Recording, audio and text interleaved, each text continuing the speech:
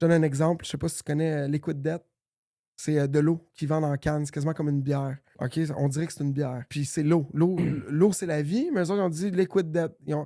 Sont allés chercher comment tu veux rentrer dans le market, en fait, en vendant de l'eau. Puis si tu veux faire un gros boom, ben, eux autres sont allés jouer dans un océan qu'on appelle bleu.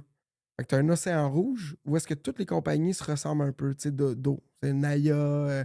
Fait que les autres, ils se combattent ensemble. Fait que ça fait un océan rouge. On prend, mettons, plein de requins ensemble avec des poissons dans cet océan-là, puis ils se mangent tout entre eux.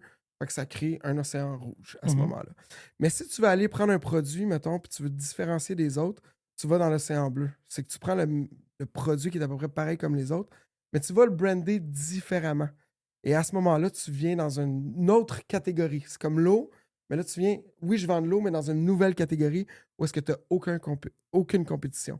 Fait que cette entreprise-là sont allées se développer en vendant de l'eau en canette, de l'eau comme tout le monde, mais avec un brand totalement différent, éclaté. Liquid Dead, c'est drôle, c'est spécial, c'est catchy, ils vont carrément se différencier. Fait qu'ils ont créé un branding où est-ce que les gens qui aiment l'humour, les gens qui voulaient Mais est-ce que ça dure, ça? appartenir.